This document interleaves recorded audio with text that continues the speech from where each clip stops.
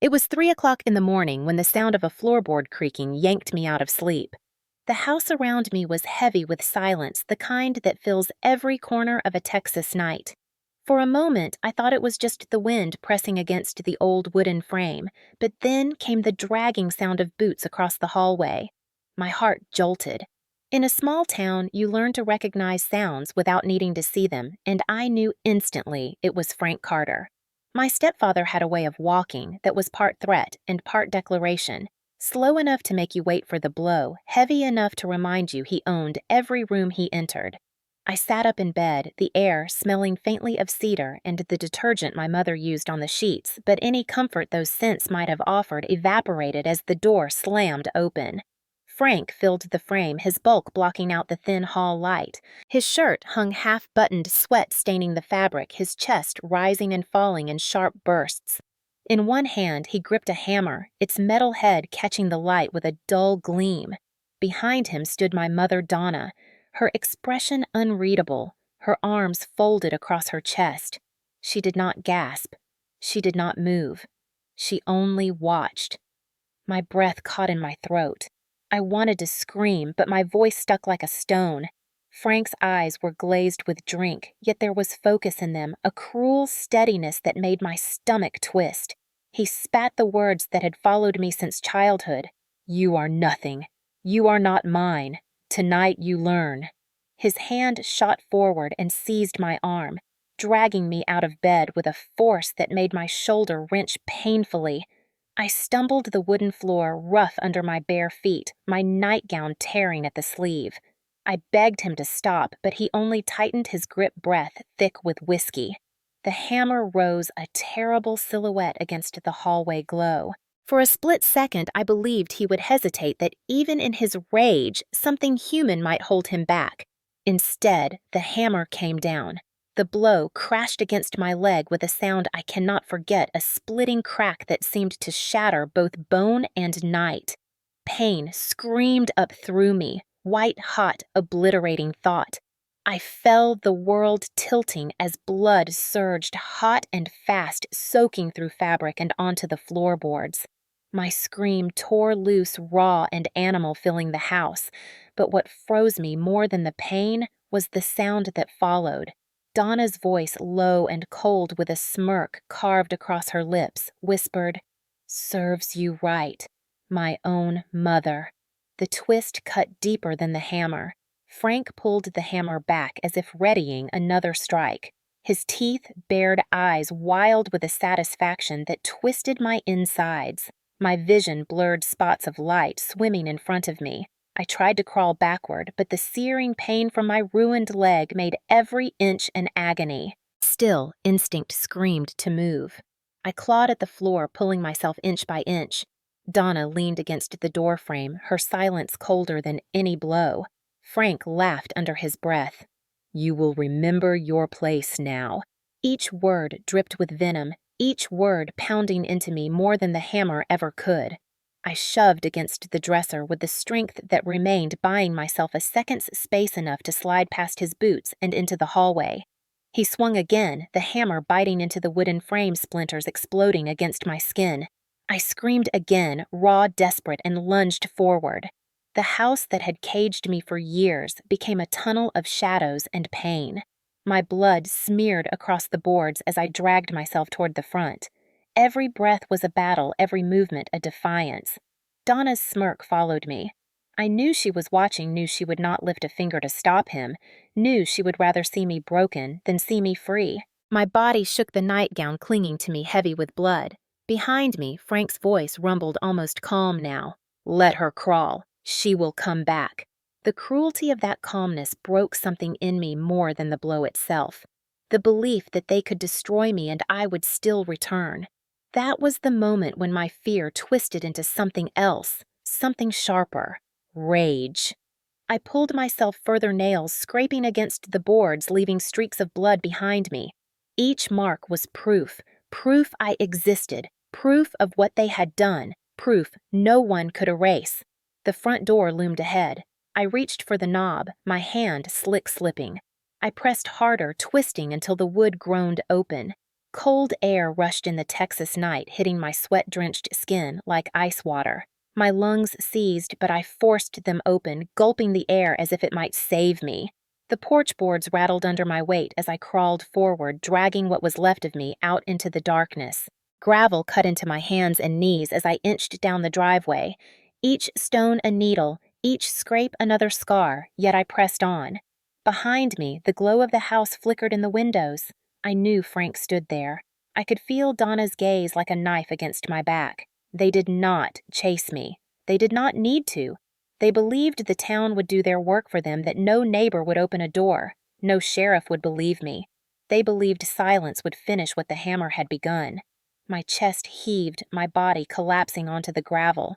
The stars overhead stretched endless cold witnesses to my torment. Somewhere distant, a dog barked, a coyote howled. My vision tunneled, the world tilted. But inside me, something roared louder than the pain. Not here, not tonight. I dragged myself forward, blood streaking the stones. Every inch was defiance. Every gasp was survival. My leg burned like fire, the stump throbbing, but I would not stop. If I died, it would not be inside their silence. It would not be in that house where my voice was erased. I would reach light. I would reach someone who would have to see me. My arms shook, giving out beneath me, but I slammed my fists against the gravel and pushed again, inch by inch, stone by stone, until the silhouette of the road appeared beyond the gate. My head swam the night, pressing down heavy, but I whispered the only words I had left. They will not erase me. My own voice, trembling and hoarse, became my anchor. Behind me, the house stood silent, but ahead, the faintest glow of the town shimmered fragile but real. I clawed toward it, my body broken, my spirit burning. That was the beginning, the moment I understood that even in blood, even in agony, even in betrayal, deeper than bone, I could still choose to move forward. I could still choose not to die in their silence. Willow Creek was the kind of Texas town that tourists thought charming, where old brick storefronts lined Main Street and the church bell echoed each Sunday like a call to order. To outsiders, it was all blue skies, barbecue smoke drifting from porches, and children riding bikes down gravel roads. But to me, the charm was nothing more than a painted backdrop hiding rot beneath. At the center of that illusion stood my stepfather, Frank Carter. To the community, he was a strong man who rose before dawn to tend cattle, who never missed a Sunday sermon, who shook hands with a grip that made other men wince. He wore his plaid shirts tucked tight into faded jeans, carried his Bible under one arm, and a hammer or shovel under the other. People in Willow Creek nodded to him with respect, calling him dependable, godly, a man of backbone. They never saw what I saw when the sun went down and the whiskey bottles came out.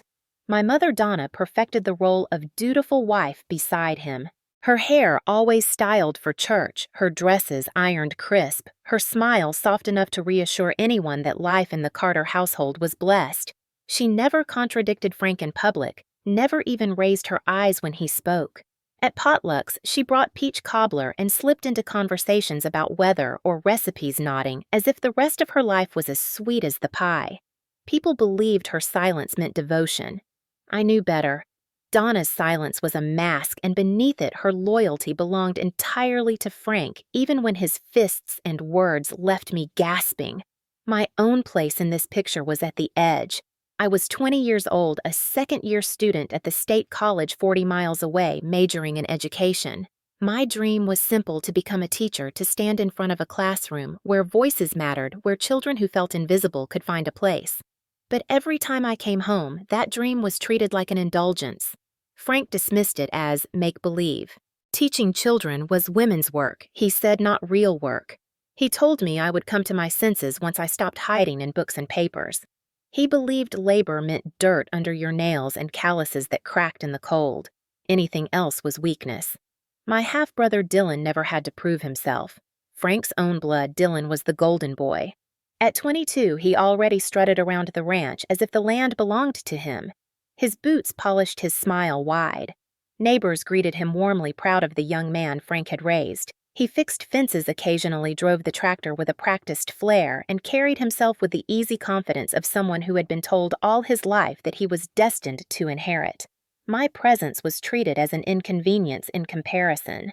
At the dinner table, Frank always angled his chair toward Dylan, discussing cattle prices, crop forecasts, and the importance of carrying on the Carter legacy. I was told to fetch iced tea pass cornbread clear plates. My chair was against the wall close to the swinging kitchen door. Placement at the table in that house was never accidental. It was a map of worth, and my place was clear. Outside those walls, people saw only the surface.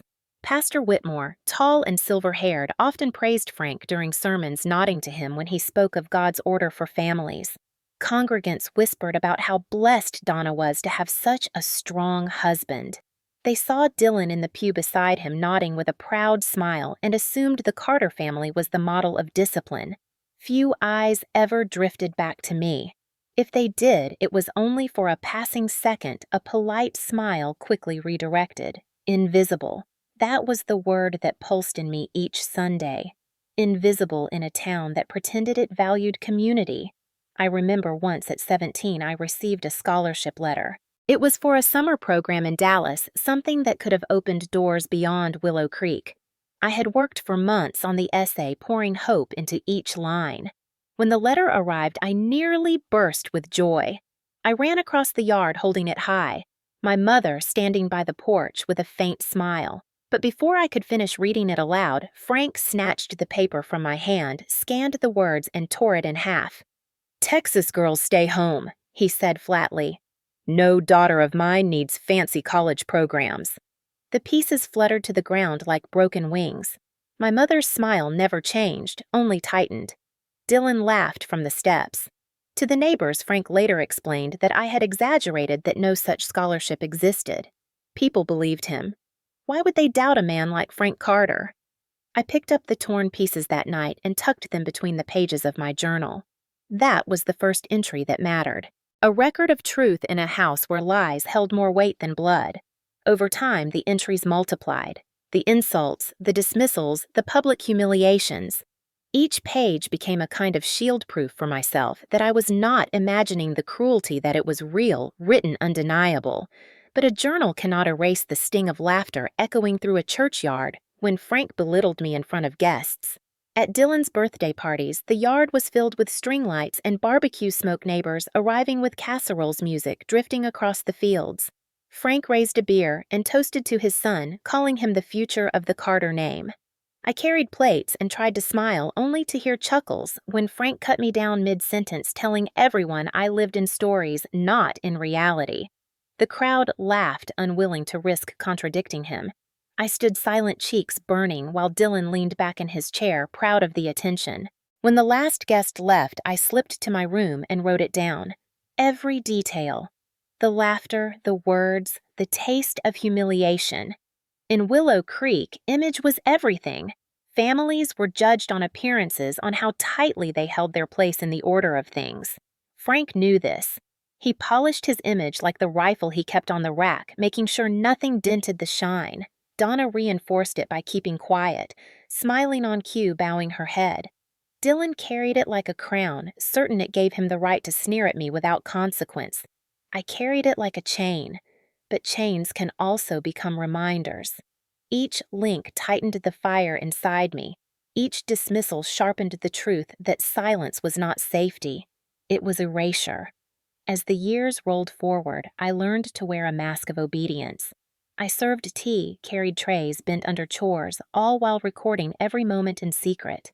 Neighbors believed I was timid. Frank believed I was broken. But the truth was different. I was waiting. I was storing each moment like ammunition, each line in my journal a bullet of truth. Still, the weight of it all pressed hard. At school in town, I was Rachel Morgan, the young woman who wanted to teach, who helped children with reading, who smiled at their handmade cards. At home, I was the girl pressed against the wall, the one who carried plates while others feasted. The split between those lives grew unbearable. And though I told myself the journal was enough, that surviving was resistance, part of me knew the storm would come. Because men like Frank Carter never stop. They escalate. They push until survival itself demands more than silence. That night, at 3 in the morning, when the floorboard creaked, I knew in my bones it had arrived. But before that moment, the years of humiliation laid the ground. The background of Willow Creek, the false image of Frank, the strong man, and Donna, the faithful wife, the community's blindness, Dylan's smug grin, all of it created the stage. I was the invisible daughter in a house praised by neighbors, but invisibility cannot last forever. The cracks were already there. All it took was one hammer swing to split them wide. The memory that still burns hottest in me began when I was 16. That was the year I worked night after night in my small bedroom, hunched over a second-hand desk with a lamp that flickered each time the power line trembled in the wind. I had entered an essay competition statewide, pouring every thought into words about education community and the right of every child to be heard. I mailed the paper with trembling fingers, never telling Frank because I knew he would sneer. Weeks later, a letter came back with the school's stamp on it, a thick envelope that made my heart leap. Inside was the scholarship certificate. I had won. Tuition to a summer program in Dallas was covered a chance to step outside Willow Creek to see what life could be when silence was not the rule. I remember running across the yard barefoot, the gravel cutting into my feet, but not caring. My mother was on the porch folding laundry, her eyes widening with a softness I rarely saw. I pressed the letter into her hands, words tumbling out about opportunities, about colleges that might notice me if I attended. For a second, she almost smiled as if she wanted to share the joy. Then Frank's shadow fell over both of us. He snatched the letter eyes, scanning the page. His jaw tightened. Without a word, he ripped the certificate straight down the middle, the sound sharp as a whip. "Texas girls stay home," he said coldly. "Family comes first." He dropped the pieces into the dirt, turned his back, and walked away. Donna bent down as if to pick them up, but stopped halfway, her hands trembling, her eyes flicking to the door where Frank had disappeared. Then she stood slowly, pressed the laundry basket to her chest, and carried it inside without a word. Dylan came out of the barn just in time to see me kneeling in the dirt. He laughed. "Guess you are not going anywhere, dreamer." His voice carried across the yard, echoing long after he disappeared. That night, I gathered the torn pieces and slipped them into my journal. I pressed the pen so hard into the page that the letters carved grooves through the paper. That was the first time I truly understood that in Frank's world, my achievements would always be erased before they had a chance to shine. The humiliation did not stay within our fence line. It spread through the church and the town. On Sundays, Pastor Whitmore would beam at Dylan, praising him as a fine young man, a future leader of the community. Frank puffed his chest with pride, nodding as if the words were his own reflection. When I lingered in the pew with my Bible, no one spoke to me. Women passed me without a glance. Children darted past as though I were invisible. One Sunday, I overheard two women whisper near the choir loft. "Dylan Carter will run that ranch well one day," said one. "His sister never did amount to much," replied the other, their voices casual, as if describing the weather. I bit my lip until it bled, clutching the hymn book so tight the cover bent. I wanted to scream that I had dreams, that I was not just a shadow. But Frank's eyes from across the pew pinned me in silence. That silence weighed heavier than the words themselves. The cruelest moments came during celebrations. Dylan's birthdays were spectacles. The yard, dressed in string lights, barbecue smoke curling into the evening-long tables covered in checkered cloth. Neighbors arrived in dusty trucks, women carrying pies and men clapping Frank on the back. Music from the old radio drifted through the air as laughter rose in waves. At the center of it all, Dylan sat like a prince, his cake piled high with frosting his name in bold letters. I carried paper plates, poured sweet tea, fetched napkins. My own birthday just 2 weeks before his passed without a candle or a mention. One year, trying to lighten the sting, I said quietly at the table, "Guess no cake for me." A few people chuckled awkwardly, unsure how to respond. Frank's head snapped toward me. "This night is about your brother," he barked, his voice loud enough for every guest to hear. Conversation died for a moment, then picked up again with forced laughter. Dylan leaned to whisper in a friend's ear, and they both laughed harder. My face burned hot, my throat tightening until I could barely swallow. I stood there frozen, holding a stack of plates as if that were the only thing I was worth. Later that night, when the last truck rattled down the road and the yard lay silent, I sat in my room and wrote every detail into the journal. I wrote about the cake, about the toast Frank made to his son, about the way neighbors had laughed instead of defending me. My hand shook, but I kept writing, because I knew that tomorrow they would pretend it had never happened. Frank would call me dramatic, Dylan would mock me for exaggerating, and Donna would murmur not to stir trouble. The journal was the only place I could prove to myself that I was not inventing this pain. Another time at a church picnic, Aunt Ruth, one of the rare relatives who asked about me, turned kindly and asked how school was going. I brightened instantly, telling her about a project I was leading, how rewarding it felt to help younger students. Before I could finish, Frank cut in with a laugh sharp as a blade. "Do not take her too seriously, Ruth. She has always had her head in cheap novels dreaming up stories." Nervous laughter rippled through the group. I tried to protest, insisting it was real work that it mattered. Frank only shook his head, his grin wide. "Rachel has always been good at telling tales. Do not confuse that with reality." The laughter grew louder, sealing my humiliation.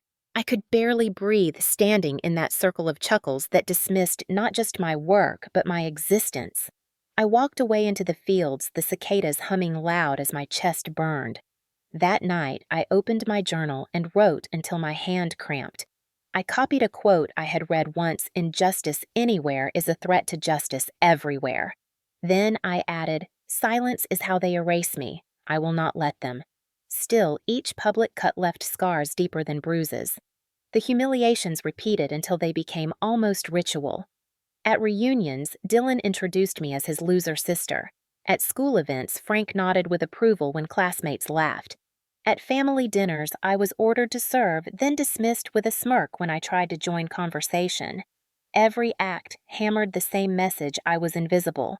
I was not enough. I would never belong. Yet the more they tried to erase me, the more determined I became to record, to remember, to store every word like ammunition. I learned that silence could be used in two ways. Their silence tried to erase me. My silence, when sharpened, could become memory, a weapon waiting for the right moment. I carried that realization through every humiliation, whispering to myself that shadows shift when light changes. One day, the light would fall differently. One day, the silence would break. By the time I turned 19, the humiliation had hardened into something else, something that pressed on me every waking hour. Frank had always believed that suffering was the best kind of discipline, and he made sure I carried more than my share. Chores that could have been divided among 3 people were thrown entirely onto my shoulders. He said it was training, that hard work would toughen me up. In reality, it was punishment, a constant reminder that I was never meant to be comfortable in his house. The work began before dawn. I was ordered to haul water buckets from the well until my arms shook, to feed cattle under the scorching sun, to mend fences with barbed wire that sliced open my hands. When I asked why Dylan never had to do the same, Frank said his son already knew how to handle responsibility, and I was the one who needed lessons. Dylan leaned against fence posts, smirking while I bled through my gloves. Sometimes he pushed me deliberately into the mud, laughing as I scrambled to my feet, dust and dirt caking my face. Once during a storm, Frank demanded I secure the southern gate alone. The wind howled rain, slicing sideways mud, sucking at my boots. Dylan followed behind, pretending to help, but instead shoved me hard into a puddle. My knees slammed against the ground, the cold water soaking me through. He laughed and shouted above the thunder, "Guess you will never run this place, Rachel." His laughter was swallowed by the storm, but the memory burned. I staggered up, pulled the gate shut, and returned soaked and shivering, only to hear Frank say I should have done it faster. Not once did Donna step between us. She stood in the kitchen doorway with a dish rag, eyes following everything, yet never interfering. Sometimes her lips tightened, as if she might say something, but then she turned away, resuming her chores, her silence another chain around my neck. There were nights when Frank came home drunk, slamming doors, breaking chairs against the wall, shouting about respect. Dylan often joined in, mocking me, calling me dreamer with a voice that dripped contempt. Donna cleaned the broken pieces, laid out food, and never looked at me. I realized then that in her mind, my suffering was the price of keeping peace with Frank. She chose survival through silence, even if it meant sacrificing her daughter. That choice cut deeper than any bruise. The injuries piled up. My hands blistered from ropes, my back ached from lifting hay bales heavier than I could handle. One evening, Frank ordered me to tighten a stretch of barbed wire. The metal snapped loose under pressure, whipping across my palm and slicing deep. Blood welled instantly, dripping into the dirt. I bit down on a cry, wrapping a bandana tight around the wound. Dylan sauntered over, his grin wide, and said, clumsy as ever, "Dad is right. You will never run anything." Minutes later, Frank appeared. He glanced at the wound, shook his head, and muttered, "Ranch work toughens you up." No excuses. That night, I stood at the sink, washing blood and dirt from my palms, staring at my reflection in the window. The face staring back looked older than 19, hollowed by exhaustion. Yet behind the weariness flickered something harder. Resentment had settled into my bones. I knew I had two choices: to let the bitterness eat me alive, or to turn it into fuel. I chose fuel. That night, I pulled my journal from its hiding place beneath my mattress. With one hand wrapped in cloth, I wrote everything down: the storm, the laughter, the whip of the wire, Frank's indifference. Each detail became a weapon stored for the future. I pressed the pen so hard that my handwriting shook, but I wrote until the page blurred with tears. The journal became more than memory. It was survival. Each page whispered back to me that my story was real, even if they tried to erase it. Soon entries filled every corner. The time Dylan tripped me in the barn while Frank nodded approval. The day Donna shook her head when I begged for help, whispering not to make things worse.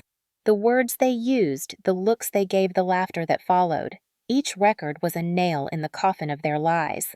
Still, the physical toll was undeniable.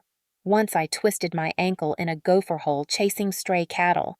It swelled purple, throbbing with each step. When I asked for rest, Frank's reply was simple: "Ranch does not stop for weak bones." I limped for weeks, dragging my chores behind me while Dylan strutted freely. The message was clear. My pain was never important. Only obedience mattered. The silence outside the ranch was just as cruel. Neighbors saw me staggering under buckets, hands bandaged, but turned away. They admired Frank too much, relied on him for help with tools and cattle. No one wanted to risk his anger. I passed them in church, their eyes sliding past me. In their silence, I was erased again. I began to dread evenings most of all. That was when Frank's temper grew sharpest. If he found a chore unfinished, he shouted until the walls trembled. Sometimes he slammed his hand against the table so hard the dishes rattled. Dylan echoed him, grinning. Donna kept refilling his coffee as though fury was normal. The nights became lessons in how deeply silence can wound. But those nights also taught me something else. Silence can be a shield. I stopped wasting words on pleading. I learned to absorb the insults without reaction, to file them away in my mind until I could write them later. The less I spoke, the sharper my listening became. I noticed patterns: the way Frank's anger grew when whiskey bottles were empty, the way Dylan's laughter was louder when guests were near, the way Donna's eyes flicked nervously toward Frank whenever I dared to answer back. Observing them gave me strength, because knowing your enemy is power.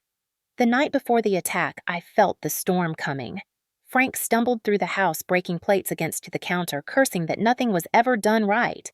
Dylan sat on the couch watching television, laughing at the chaos. Donna stood in the kitchen doorway with a faint smirk, her eyes dull. I slipped quietly to my room and pulled out the journal. My hand trembled as I wrote, "A storm is coming. Tonight, his fury fills the house. If I survive, these pages will tell the truth. If I do not, maybe someday someone will read them." I tucked the journal back beneath the mattress, whispering a prayer I had whispered many nights before. Not here, not like this. But prayers cannot stop storms. They can only steady the soul for what is coming. And the storm that arrived at 3 a.m. was unlike anything I had ever faced. The night came heavy with Texas heat, the kind that clings to skin even after the sun goes down. Crickets buzzed outside the window, and the old hallway clock ticked louder than usual, each second dragging like a chain across the floor. I lay in bed, staring at the ceiling, my journal tucked safely beneath my pillow. Sweat dampened the sheets, making them cling to my legs. My body begged for rest, but my mind would not surrender. Every creak of the house made me tense. The groan of settling wood, the slam of the screen door in the wind, the shuffle of boots on the porch. I had learned that danger always sounded ordinary at first. When the first crash came, I thought it was thunder rolling in. But the sky was clear stars, sharp as glass in the black night. The second crash jolted me upright. It was the unmistakable sound of wood splintering. My door burst open with a crack that rattled the walls. Splinters scattered across the floor, sharp against my bare feet as I swung them over the side of the bed. In the doorway stood Frank, chest heaving, the sour smell of whiskey rolling off him in waves. His shirt hung half open, sweat staining the collar. His eyes glistened with fury, bloodshot and wild. In his hand gleamed the hammer, its metal head catching the moonlight like a cruel grin. Behind him stood Donna, arms folded, face expressionless except for the faint curl of her lips. It was not shock on her face. It was satisfaction. "Move!" Frank barked, his voice thick, vibrating through the room. I pressed against the headboard, heart pounding so hard I could feel it in my teeth. "Please," I whispered. "Please, do not do this." He laughed, a sound low and guttural. "You are not my blood girl. Tonight, you learn your place." He lunged forward and yanked me off the bed with one brutal grip. My shoulder screamed as he dragged me onto the floor. My knees slammed against the boards, the pain sharp. I struggled, clawing at the wood, but he was too strong. Donna's shadow filled the doorway, her eyes cold, watching her daughter beg. Frank raised the hammer high. For one frozen second, it hung in the air. I lifted my hands in reflex, a cry ripping from my throat. Then the hammer came down. The world split apart with the sound of shattering bone. Pain roared up my legs so violently, I thought lightning had struck inside me. My vision blurred as I saw the impossible. Blood poured hot and fast, soaking through the nightgown, spraying across the pine boards. My scream tore through the house raw and high, louder than the cicadas, louder than the dogs barking outside. Frank staggered back, his chest heaving, sweat dripping into his eyes.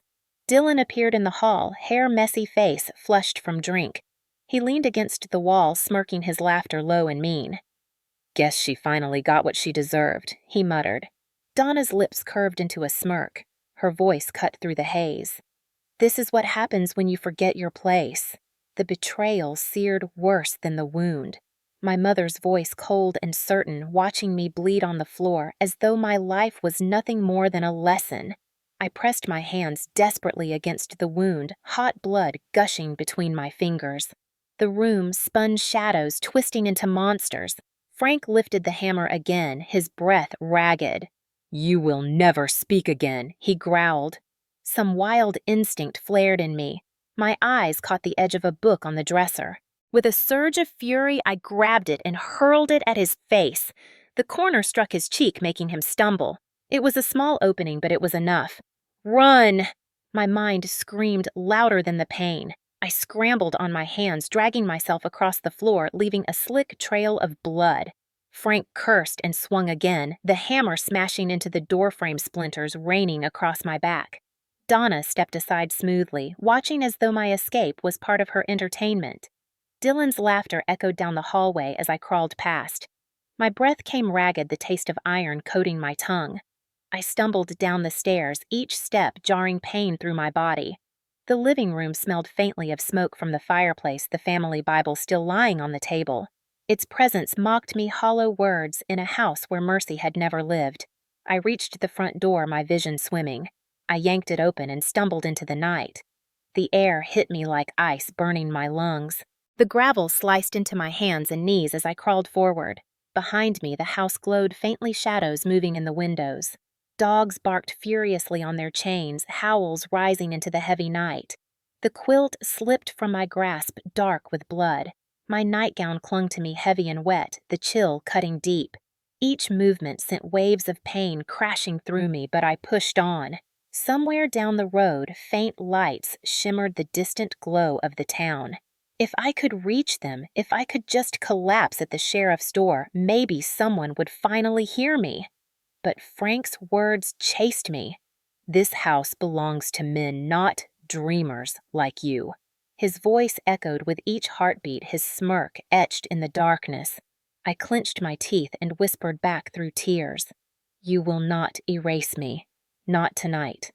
The road stretched endless under my hands. Porch lights flicked on as I staggered past neighboring houses. For a moment, I saw a curtain shift the outline of someone watching. Then the blinds snapped shut, doors locked. Silence answered my screams. No one came. Their silence was as cruel as Frank's hammer. My body tilted, threatening collapse, but I dragged myself forward, leaving a crimson trail against the dust. Coyotes howled in the fields, their cries haunting the night.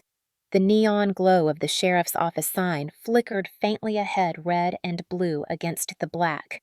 My vision blurred, knees buckling. I forced myself up, staggering, crawling when I could no longer walk. The blood loss turned the world gray. At last, the glass door loomed in front of me. I slammed against it, the wood of the threshold cool against my skin. The fluorescent lights inside blurred. A deputy leapt from his desk, eyes widening. My lips parted, trembling. My stepdad! The hammer! My mom smirked. The words scraped out in a whisper before darkness swallowed me whole. The world came back to me in fragments.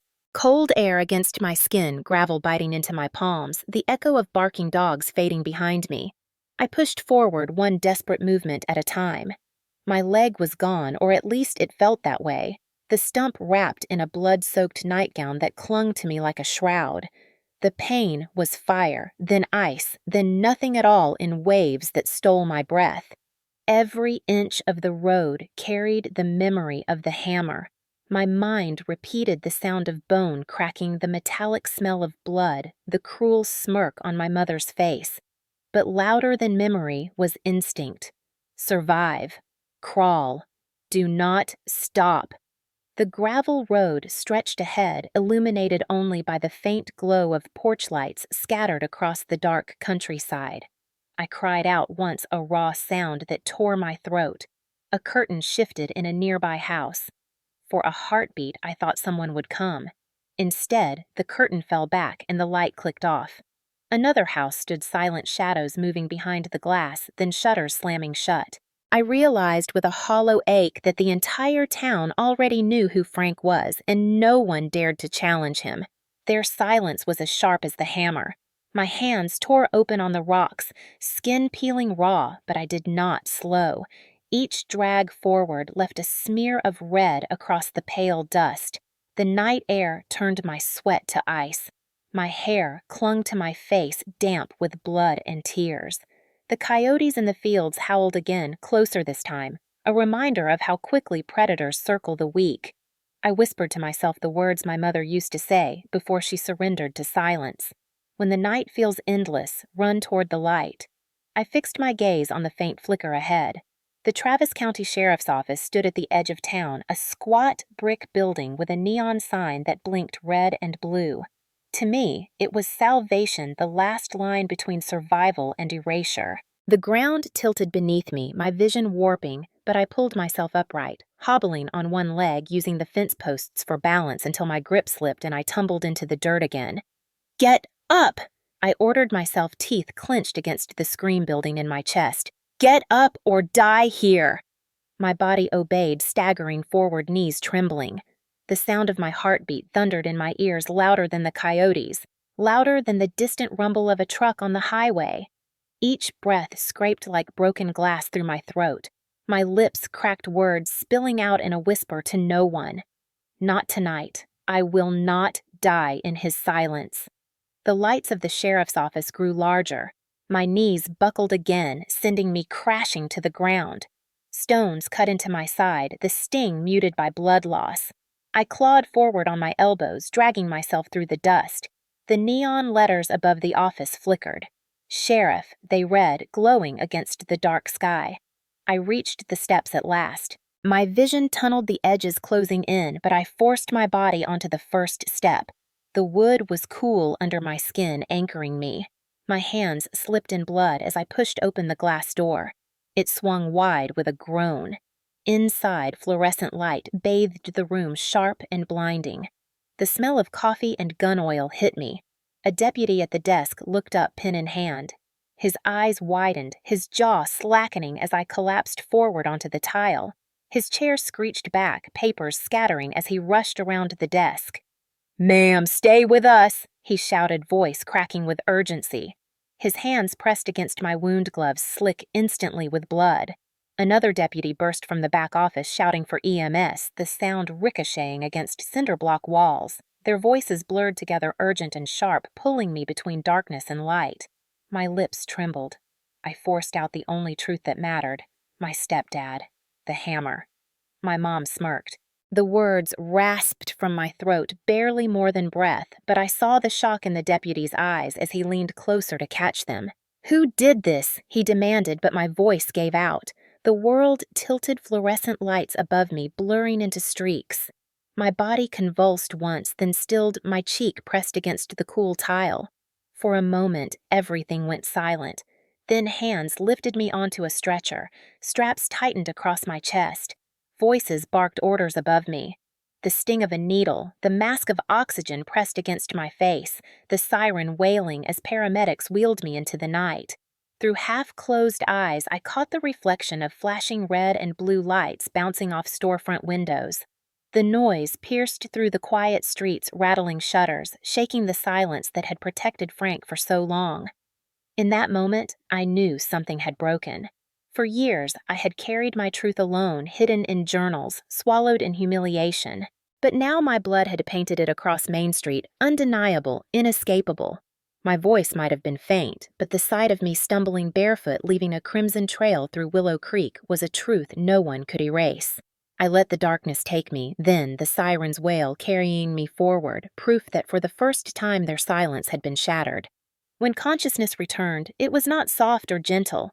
It came with the sting of antiseptic in my nose, the beeping of monitors by my bed, the weight of bandages where my leg used to be. My throat ached from screaming, my skin felt drained of heat. The sterile sheets tucked around me were a prison of their own, but at least they carried no blood. I tried to move, but pain rushed through me, forcing me back into the mattress. A nurse appeared calm and brisk, adjusting the IV line. "You are safe for now, honey. Just rest."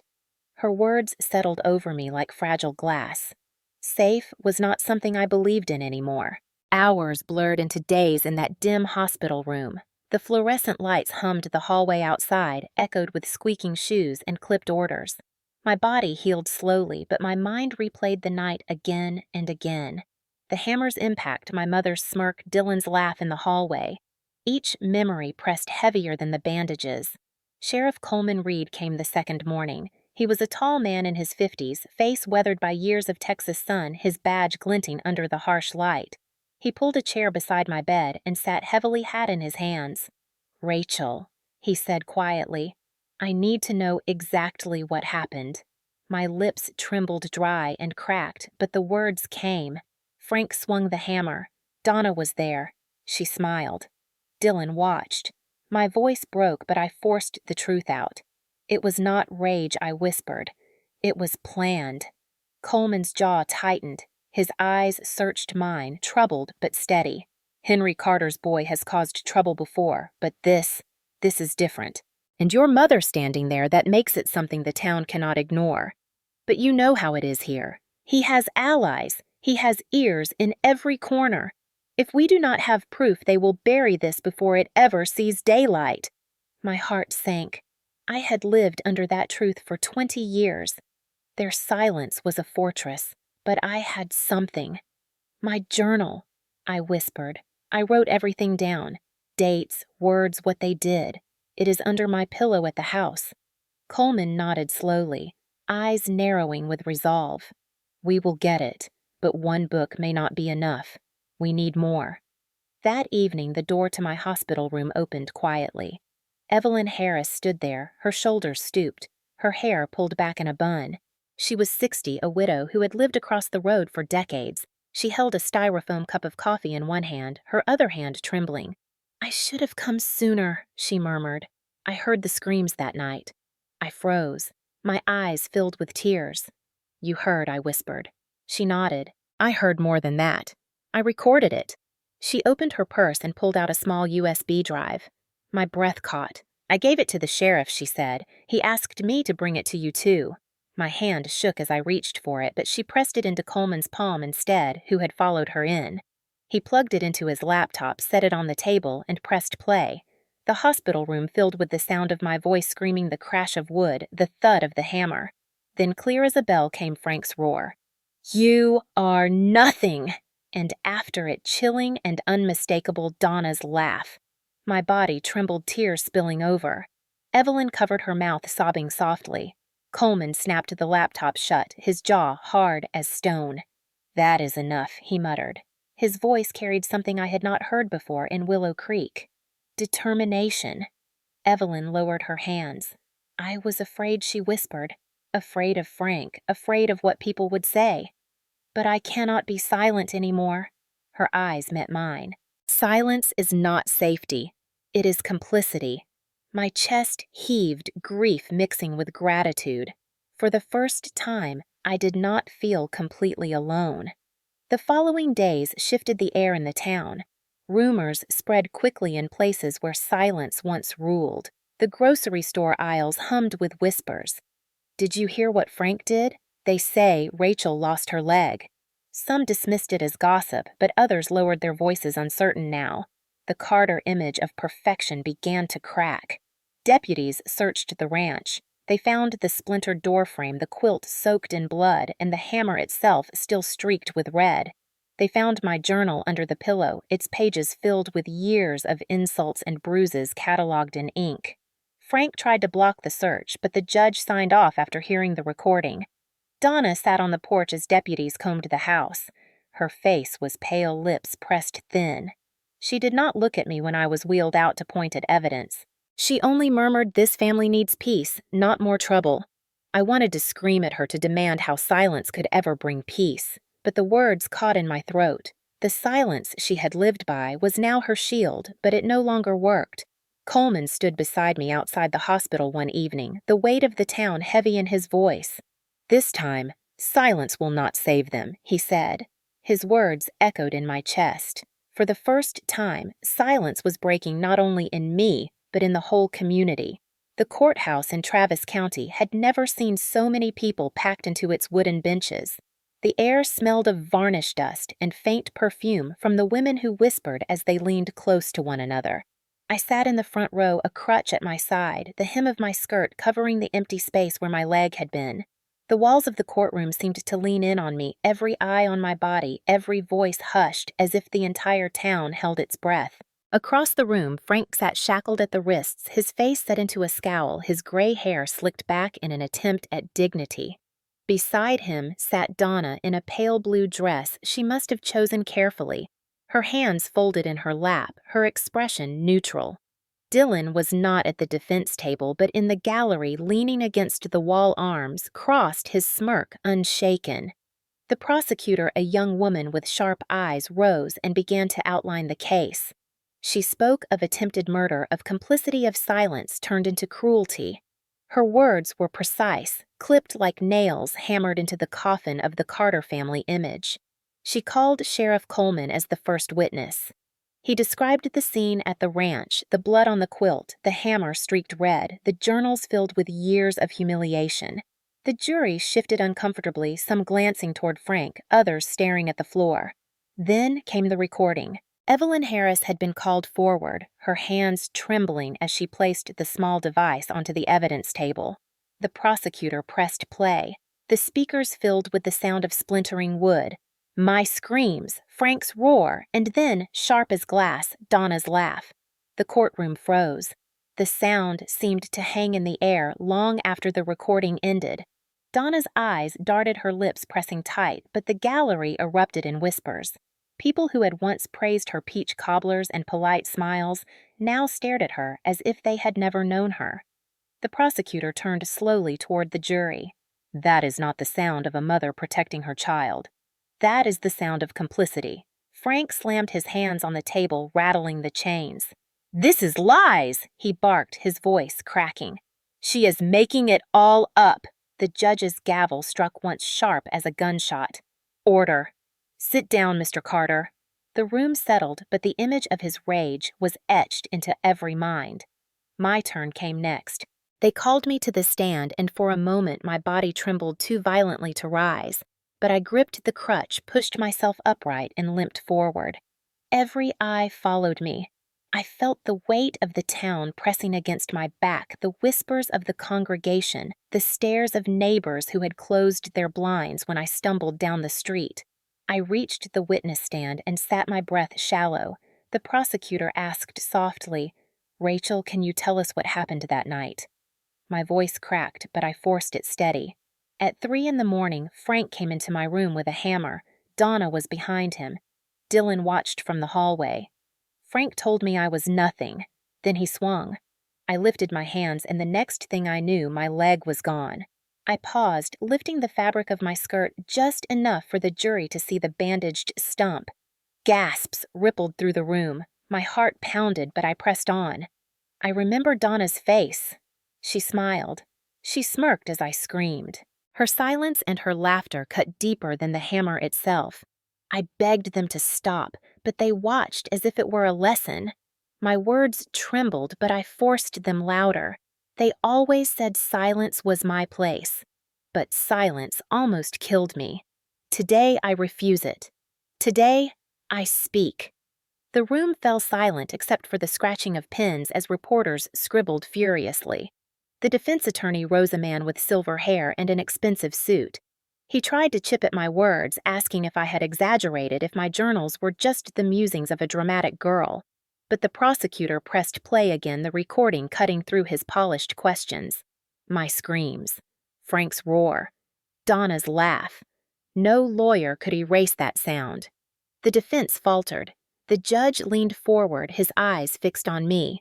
"Thank you, Miss Morgan. You may step down." As I returned to my seat, the gallery did not whisper this time.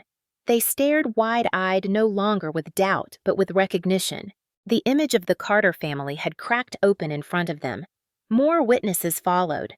Former ranch hands spoke of Frank's cruelty. A retired teacher admitted he had once seen bruises on my arms, but had been too afraid to speak. Neighbors confessed they had long suspected but never dared intervene. Their voices piled into a wall of testimony, each stone heavier than the last. Frank sat rigid, jaw clenched, his once powerful silence now an empty shell. Donna's shoulders sagged further with each witness. By the time the prosecutor rested her case, the room felt transformed. This was no longer the Carter stage. It was the stage of truth. The defense attempted to rebuild the image. They spoke of Frank's donations to the rodeo fund, of Donna's presence at church bake sales, of Dylan's football trophies. But their words fell flat against the blood-stained hammer, the splintered door, the laughter on tape. By the end of the day, the Carter name, once a shield of respectability, had become a brand of shame. As the judge adjourned for the evening, I rose slowly, leaning on my crutch. I looked across the room at Frank, his eyes burning with hatred, and at Donna, her face pale. For the first time, I did not lower my gaze. For the first time, the silence belonged to them. The verdict was still days away, but the collapse of the Carter family had already begun. When I was wheeled out of the courthouse that evening, the crowd outside did not cheer or jeer. They simply stared, as if the world they had believed in had tilted. The Carter name had been a pillar in Willow Creek for decades. Frank, the strong rancher; Donna, the polite churchwoman; Dylan, the son who carried the family pride. Now that pillar had cracked, and people were left stumbling. By the end of that week, deputies had stretched bright tape across the Carter ranch gates. The land that once stood as a symbol of dominance now bore the yellow mark of seizure. Trucks came to haul cattle to auction, the lowing of animals echoing across the fields like a dirge. Neighbors slowed their pickups when they passed some, shaking their heads, others whispering through open windows. For the first time, the ranch looked vulnerable. Dylan disappeared before the second week of trial. One morning, he was seen drinking outside the feed store, smirking at the clerk who refused to meet his eye.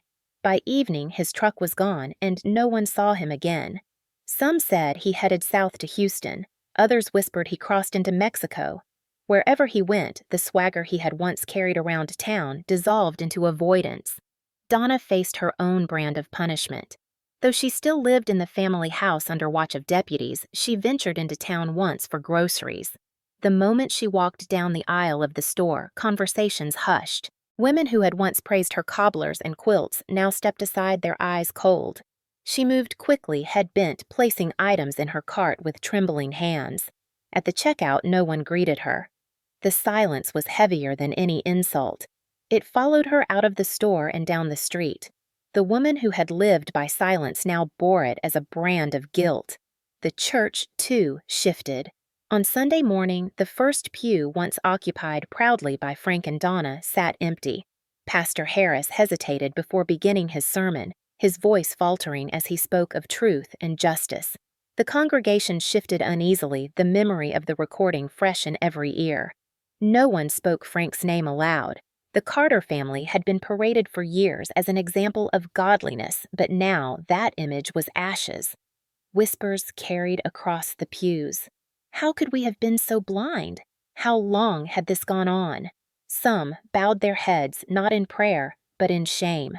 The local paper printed a headline that struck like a hammer: "From Silence to Courtroom, the Fall of the Carter Family." The article detailed the evidence, the recordings, the testimony, the ranch seizure. Reading my own family name in those black letters was like swallowing glass, painful yet cleansing. The community could no longer pretend. They had seen the blood-stained quilt. They had heard Donna's laugh. They had read the words I had written in my journal.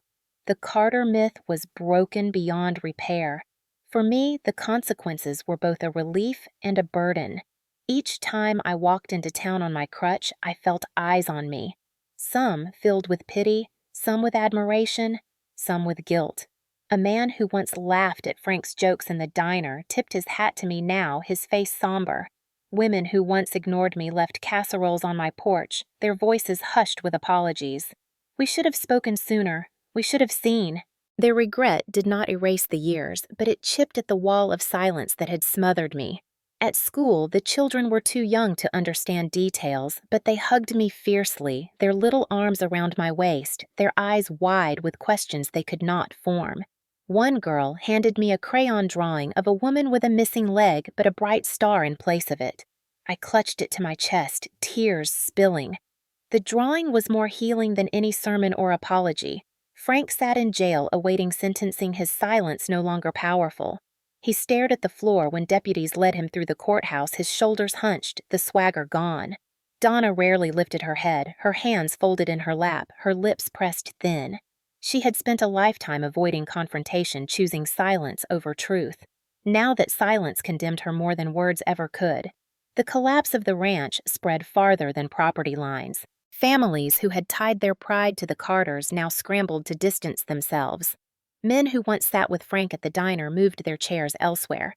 The feed store clerk who once extended him credit now refused to speak his name. Respect in a small town is like fencing wire. Once one post snaps, the whole line falls.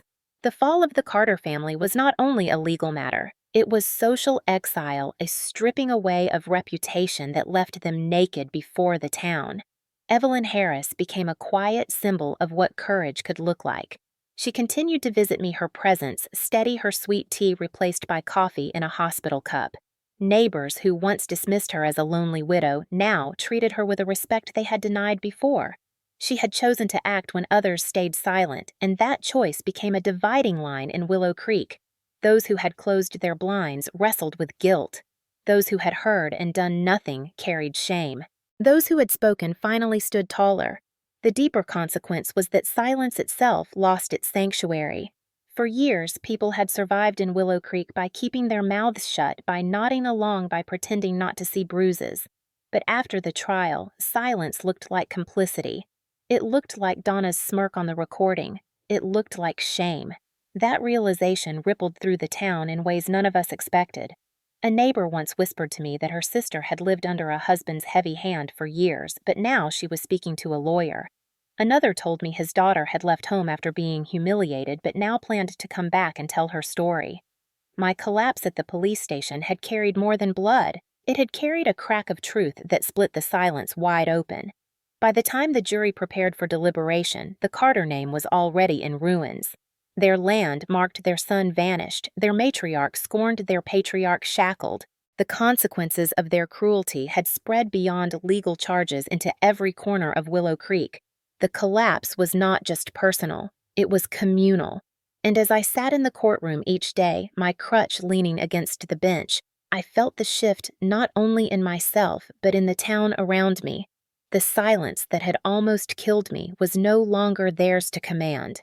The day of sentencing arrived under a hot Texas sun that made the courthouse steps glare white. I stood at the bottom of those steps leaning on my crutch, my prosthetic leg hidden beneath a long skirt. Reporters swarmed as deputies led Frank inside. His face was stone, his jaw tight, but the chains around his wrists rattled louder than his silence. Donna followed her eyes cast down, her dress wrinkled, her hair pulled back too tightly. The town watched in silence. Some had once cheered him at rodeos, others had eaten Donna's cobblers after Sunday service. Now they turned their faces away. Inside the courtroom, the judge's voice rang steady. Frank Carter, guilty of attempted murder, sentenced to decades in state prison. Donna Carter, guilty of complicity, sentenced to years behind bars. The words landed like thunder.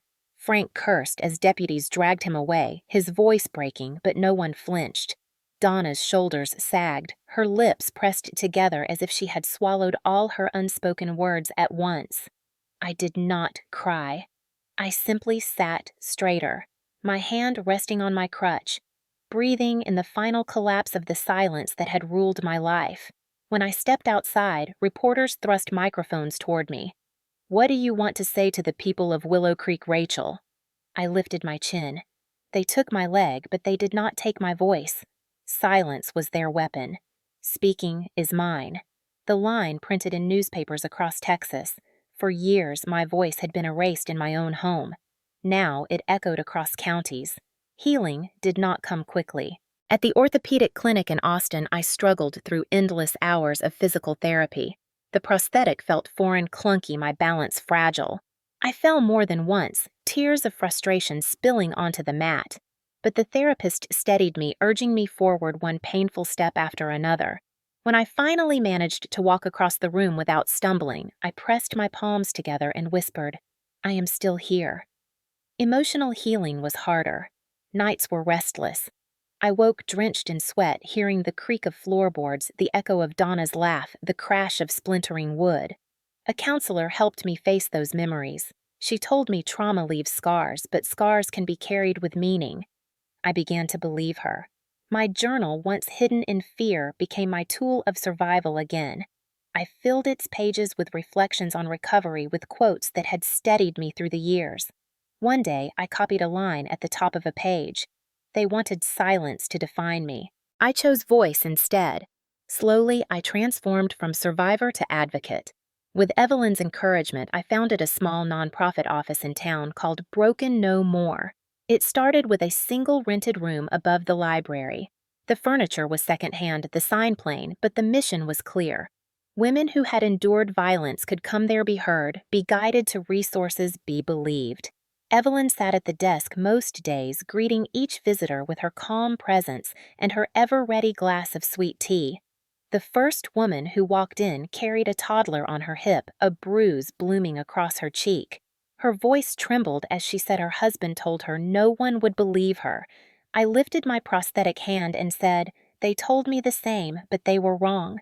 She wept, and in that moment I understood my pain had become a bridge to someone else's hope. News of the foundation spread. Local papers covered it, and soon regional outlets too. Reporters who once wrote of my trial now wrote of my mission. They printed photographs of me standing tall, one hand holding a book, the other a prosthetic resting lightly on the shoulder of a young girl who had come with her mother. From silence to strength, the caption read. Parents began to thank me quietly in grocery stores. Strangers sent letters. Survivors across counties wrote that my story gave them courage to speak. The impact rippled farther than I had ever imagined. Yet healing remained a private journey too. At night in my small apartment, I reread my old journals.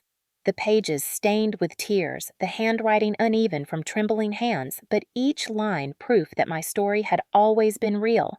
I began to compile them into a manuscript not for revenge but for testimony. A publisher in Dallas eventually agreed to print it. I titled it The Night of the Hammer. Holding the first copy in my hands was more powerful than any courtroom verdict. It was the sound of silence breaking in print. Willow Creek itself changed. The church no longer treated silence as virtue. Pastor Harris spoke one Sunday of listening to those who cry in the night. Congregants shifted uneasily, but many nodded. A few approached me after service offering words of support. Some still avoided me, but their avoidance no longer carried power. Evelyn became my closest companion. We spent evenings on her porch, the air filled with crickets, her voice steady as she reminded me we save each other when we decide not to look away. Her friendship bridged the gap between generations, between silence and speech. She became proof for the older women in town that it was never too late to speak truth. On the anniversary of the attack, I returned to the courthouse steps. The sun dipped low, painting the sky in bruised purple and gold. I stood quietly with Evelyn and a handful of friends from the foundation. I lifted my prosthetic hand toward the horizon and whispered the line I had once scribbled in a notebook as a frightened girl. Silence is their weapon. But when broken, it is stronger than any weapon. The words felt like a promise not just for me, but for everyone who had ever been erased. Months later, I was invited to speak at a large community hall in Austin. The room was filled with people of all ages, but I saw the older faces most clearly, the men and women over 50 who leaned forward, their eyes sharp, their expressions heavy with recognition. I stepped to the podium, my crutch resting against the side, my prosthetic steady beneath me. I told them my story. I told them that for years silence had been demanded of me, that for years laughter and dismissal had been weapons sharper than any blade. I told them that silence almost killed me, but speaking saved me. When I finished, the room rose in applause. Some wept openly, some whispered, "I understand." Some simply stood tall, stood. In that moment, I knew my story had reached them, the generation who had grown up in times when family secrets were buried, when children were told not to speak, when appearances mattered more than truth. Now they were listening.